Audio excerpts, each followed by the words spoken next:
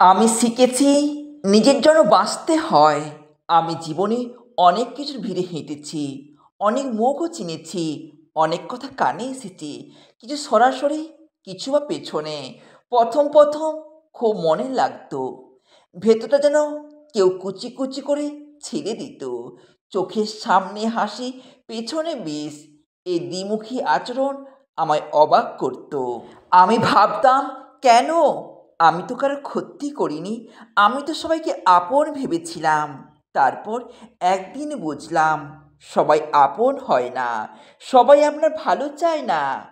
অনেকেই অপেক্ষা করে কখন আপনি হোঁচট খাবেন, কখন আপনি ভেঙে পড়বেন, যাতে তারা আড়ালে দাঁড়িয়ে নীরব আনন্দে ভাসতে পারে। আমি তখন সিদ্ধান্ত নিলাম, আর নয়, নিজের শান্তি, নিজের সম্মান এবার নিজের হাতে রাখবো, কারোর কথায় কান দেব না। যখন কেউ আমাকে বলছে তুমি পারবে না, আমি আর পাল্টা জবাব দেইনি, শুধু মন খুলে হাসছি। কারণ আমি জানি তারা আমার গল্পের লেখক নয়, আমার গল্প আমি নিজেই লিখব। আমার ব্যর্থতার মালিক আমি, আমার সাফল্যের মালিক আমি। আমি শিখেছি সব প্রশ্নের উত্তর দিতে নেই, সব অপমানের প্রতিবাদ করতে নেই। চুপচাপ নিজের কাজ করে যেতে হয়। চুপ থাকা কোনো দুর্বলতা নয়, বরং ওটাই সবচেয়ে বড় শক্তি। আমি এখন অন্যরকম জীবন বেছে নিয়েছি। যখন অন্যেরা পেছনে কথা বলে, আমি সামনের রাস্তা খুঁজি। যখন ওরা আমাকে ছোট করে, আমি আরও উঁচুতে উঠি। আর যখন বিষ ছড়ায়, আমি গন্ধ শুকি গোলাপের।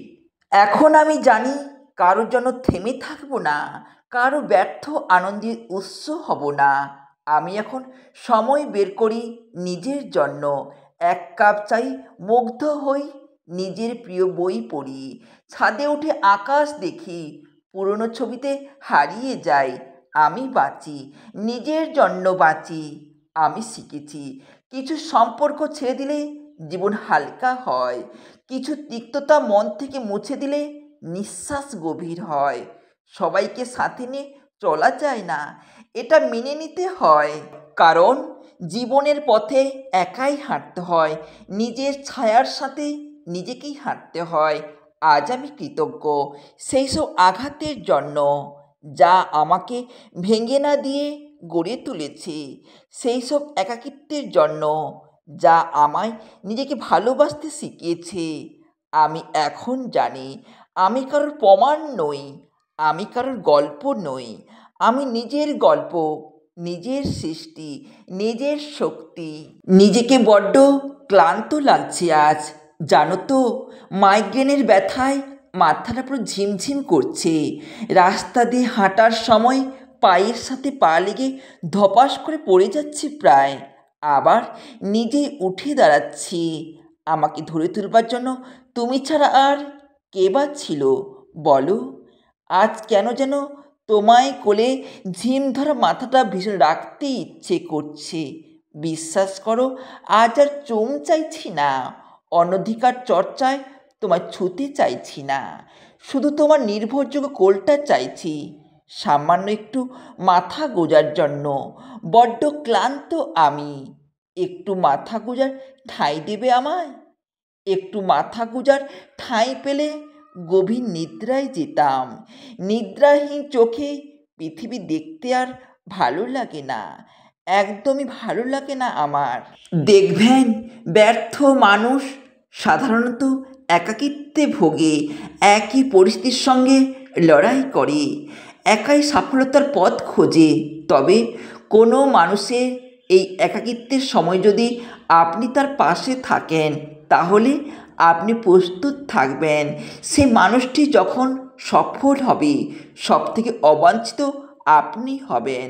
খারাপ সময় যে মানুষটি প্রতিটা মুহূর্তের কথাগুলো আপনার সঙ্গে আলোচনা করত, খেয়াল করে দেখবেন, পরিস্থিতি পরিবর্তন হওয়ার পর প্রতিদিনের অনেক কথা, অনেক জরুরি সিদ্ধান্ত আপনাকে গোপন করে সে একাই নিয়ে ফেলেছে। আপনার বিশ্বাস নামক সূক্ষ্ম অনুভূতিটা আজ ভীষণ মূল্যহীন হয়ে পড়েছে। না, তার মানে এটা ধরে নেবেন না সে আপনার অবদান ভুলে গেছে, বরং তার খুব ভালো করে মনে আছে বলেই এই গোপনীয়তা। আসলে মানুষ সম্পর্কের কাছে দায়বদ্ধ থাকে। একটা মানুষ যখন কিছুটা কিছুটা করে সফল হয়, আস্তে আস্তে তার পাশে সেই সব সম্পর্কগুলো আবার চলে আসে যারা ব্যর্থতার দিনে পাশে ছিল না। আপনার এই ব্যাপারটা ভালো নাও লাগতে পারে হয়তো, তাই এই গোপনীয়তা। তখন কি করবেন? চুপচাপ নিজেকে গুটিয়ে ফেলুন। শুধু মনকে একটা কথা ভেবে সান্ত্বনা দেবেন যে গোপনীয়তার মধ্যেও একটা সত্যি লুকিয়ে থাকে। মানুষ সেই কথাই গোপন করে যেটা সে নিজেও জানে এটা ঠিক নয়। একটা মানুষ যখন সম্পর্কে থাকা অবস্থায় ইমোশনালভাবে স্টেবল হতে না পেরে বিভিন্ন সময়ে অনুভব করায় আপনি তার জীবনে বাস্তবে গুরুত্বপূর্ণ কেউ না, তখন মানুষটাকে হাজারো ভালোবাসলেও তার প্রতি আর কোনো অধিকারবোধ খাটাতে ইচ্ছে করবে না। মানুষটাকে আপনি প্রচণ্ড ভালোবাসেন, কিন্তু তারপরও মনে হবে ওই মানুষটা পাশের বাড়ি কেউ। আপনার সবচেয়ে প্রিয়জনে, আপনার যে প্রিয়জন আপনাকে জড়িয়ে ধরে বলতে পারেনি আমি তো আছি, ভয় কিসে? আসলে সে কখনো আপনাকে তার জীবনে প্রিয়জন বানাতে পারেনি। তাই ওই মানুষগুলোকে তার জগতে সুখী হতে দেওয়া উচিত, কারণ জোর করে কারোর প্রিয় হওয়া যায় না, জোর করে অধিকার প্রতিষ্ঠা করাও যায় না। মাঝে মাঝে এই অধিকার বোধ খাটাতে গেলে অপমানিত হয়ে নিজের কাছে ফিরে আসা লাগে। কিছু দূরত্ব থাকে যেগুলো শব্দহীন, কোনো ঝগড়া না, অভিযোগও নয়, তবুও মানুষ হারিয়ে যায়। সম্পর্কগুলো কখনো হঠাৎ করে ফিকে হয়ে যায়, কখনো বা এত ধীরে যে টের পাওয়া যায় না। এক সময় যার সাথে ঘন্টার পর ঘন্টা কেটে যেত, আজ তার সাথে কথা বলতে গেলেও শব্দ খুঁজে পাওয়া যায় না। পুরনো চ্যাট খুলে দেখা যায় শেষবার কথা বলার তারিখটা অনেক পেছনে পড়ে আছে, অথচ কেউ ইচ্ছে করে সরে যায়নি, কেউ চেয়ে ফিরতে পারেনি। সময় বদলায়, মানুষও বদলায়, তাই সম্পর্কও বদলে যায়। আমাকে যদি প্রশ্ন করা হয় কোন পুরুষ সবচেয়ে সুন্দর, তাহলে আমি নিঃসন্দেহে বলে দেব ওই পুরুষ সবচেয়ে বেশি সুন্দর যে পুরুষ এক নারীতে আসক্ত, যে পুরুষ তার প্রিয় মানুষটির জন্য সমস্ত নারীকে উপেক্ষা করে চলে। তার প্রিয় মানুষ কষ্ট পাবে বলে সে তার সমস্ত খারাপ অভ্যাসগুলো পরিত্যাগ করে এবং রাগের মাথায় একজন নারীকে সম্মান দিয়ে কথা বলে, মুখে যা আসে তাই বলে গালাগালি করে না। প্রতিটা নারীর জীবনে এমন একজন যত্নশীল পুরুষ আসুক যে তার সবটুকু দিয়ে আগলে রাখবে এবং একটা মিষ্টি মধুর সম্পর্ক থাকবে।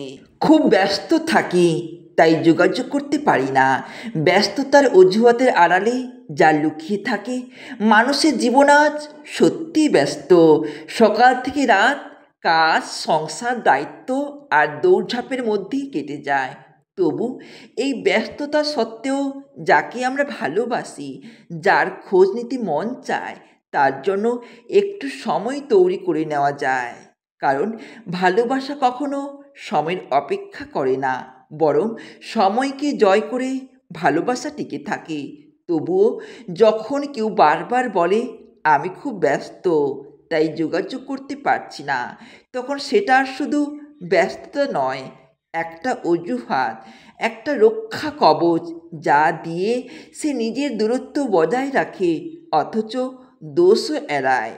এভাবে দিনের পর দিন কারোর কাছ থেকে ব্যস্ততার অজুহাত শুনতে শুনতে মনে হয় আপনি বুঝি তার জীবনের প্রাধান্যের তালিকায় নেই।